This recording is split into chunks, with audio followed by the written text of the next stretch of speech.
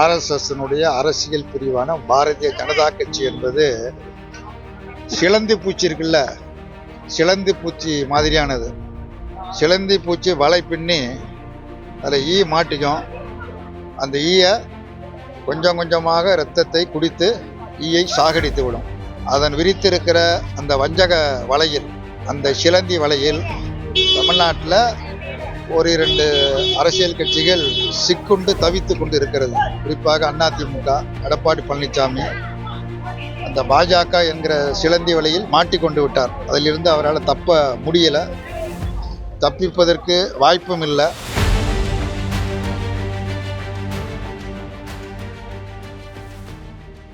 சிலர் அரசியல் ஆதாயத்திற்காக தங்களுடைய குறுகிய நோக்கம் நிறைவேற வேண்டும் என்பதற்காக மக்களை மத ரீதியாக, ஜாதிய ரீதியாக, இதனையும் தாண்டி கடவுள் ரீதியாக பிளவுபடுத்த மேற்கொள்ளுகிற முயற்சி மிக மிக கடுமையான கண்டனத்திற்குரியது என்பதை தெரிவித்துக் கொள்கிறேன். தமிழர் பண்டிகை பொங்கல் திருநாளில் ஒவ்வொரு ஆண்டும் ஏதேனும் ஒரு ஒன்றிய அரசு தேர்வு நடத்துது. சிஏ தேர்வு, யூனியன் வங்கி தேர்வு, இது போல் நடத்துறாங்க. எதிர்ப்புக்கு பிறகு அதை திரும்ப பெறுறாங்க. ஒன்றிய அரசு இதையெல்லாம் பாய்ச்சி விடணும். குறிப்பாக நம்முடைய பண்டிகை காலங்களில் மாணவர்களுக்கான தேர்வு நடத்துவது என்பது மிக மிக கடுமையான கண்டனத்திற்குரியது. பிறகு எதிர்ப்பு தெரிவித்த பிறகு மாற்றிக்கொள்ளுகிற ஒரு போக்கு இருக்கிறது. ஆகவே இந்த குறிப்பாக பொங்கல் விழா போன்ற பண்டிகைகளை ஒன்றிய அரசாங்கம் அலட்சியப்படுத்துவது என்பது கவலைக்குரியது. தமிழ்னு மட்டுமே பேச்சில் தமிழ் அப்படின்னு தமிழ்நாட்டுக்கு வரும்போது ஒன்றிய உள்துறை அமைச்சர் தமிழ்நாட்டிற்கு வரும்போது தமிழை பற்றி பேசுவார்கள், தமிழனின் பெருமையை பற்றி பேசுவார்கள். ஒரிசாவிலே பேசுகிற பொழுது தமிழனை திருடன் என்பார்கள். பீகாரிலே தேர்தல் பிரச்சாரம் செய்கிற பொழுது பீகாரிகளை தமிழ்நாட்டு மக்கள் தாக்குகிறார்கள் என்று அவதூறு பொழிவார்கள். இப்பொழுது தேர்தல் வருகிறது என்கிற காரணத்தினால் இங்கே தமிழ் மொழிதான் ஆகச்சிறந்த மொழி என்று பேசுவார்கள்.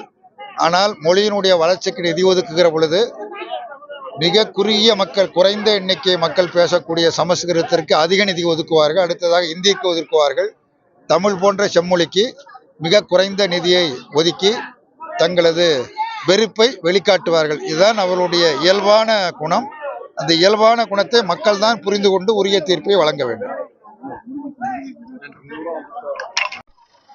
ஆர்எஸ்எஸ்னுடைய அரசியல் பிரிவான பாரதிய ஜனதா கட்சி என்பது சிலந்தி பூச்சி இருக்குல்ல, சிலந்தி பூச்சி மாதிரியானது.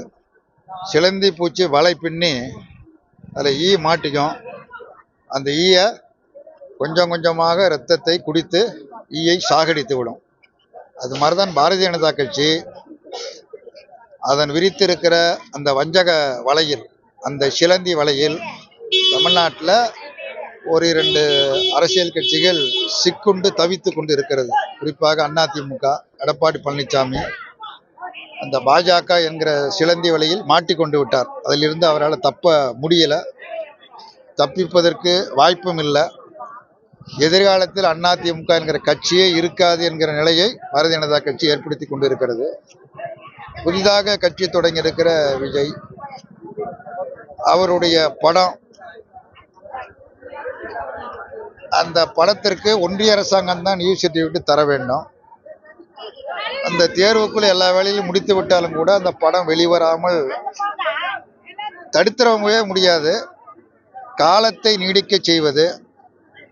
அதே போல கரூர் நடைபெற்ற சம்பவத்திற்காக சிபிஐ வழக்கு விசாரணை, இந்த 2ஐயும் பயன்படுத்தி அவரை வஞ்சக வலையில் வீழ்த்தலாமா என்று பாஜக முயற்சிக்கிறது.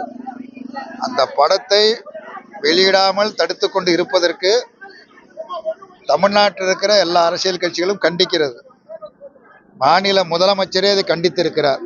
ஏற்கனவே சிபிஐ, வருமான வரித்துறை, அமலாக்கத்துறை போன்ற துறைகளை பயன்படுத்திய ஒன்றிய அரசாங்கம் இப்பொழுது தணிக்கைத்துறையும் பயன்படுத்துகிறது என்று அறிக்கை வெளியிடுகிறார்.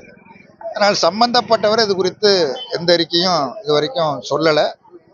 இந்த வலைகளை சிக்க வைத்து தான் சொல்வதை கேட்க செய்வதற்குள்ள முயற்சிகளை மேற்கொண்டு வருகிறார்கள்.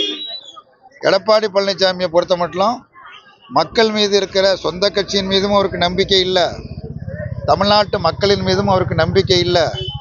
இப்பொழுது அவர் எதை நம்பிக்கொண்டு இருக்காருன்னு சொன்னால் அமலாக்கத்துறை, வருமான வரித்துறையை தான் நம்பிக்கொண்டு இருக்கிறார்.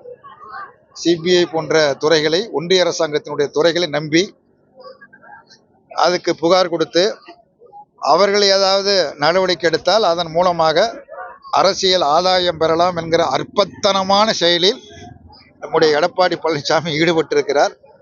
இவைகளெல்லாம் வெற்றி பெறாது என்பது மட்டுமல்ல, ஒன்றிய அரசாங்கம் தான் சொல்வதைத்தான் மற்ற எல்லா கட்சிகளும் கேட்க வேண்டும், மாநிலங்கள் கேட்க வேண்டும், இல்லை என்றால் பழி வாங்குவேன் என்கிற ஒரு சர்வதிகார ஒரு பாசிச போக்கை தொடர்ந்து மேற்கொள்வது என்பது கடும் கண்டனத்திற்குரியது. செய்திகளை உடனுக்குடன் தெரிந்து கொள்ள கீழ்க்கண்ட கேபிள் மற்றும் டிடிஹெச் நெட்வொர்க்குகளில் எம்நாடு செய்தி தொலைக்காட்சியை காணுங்கள். பாதகம் செய்பவரை கண்டால் நாம் பயம் கொள்ளலாகாது பாப்பா.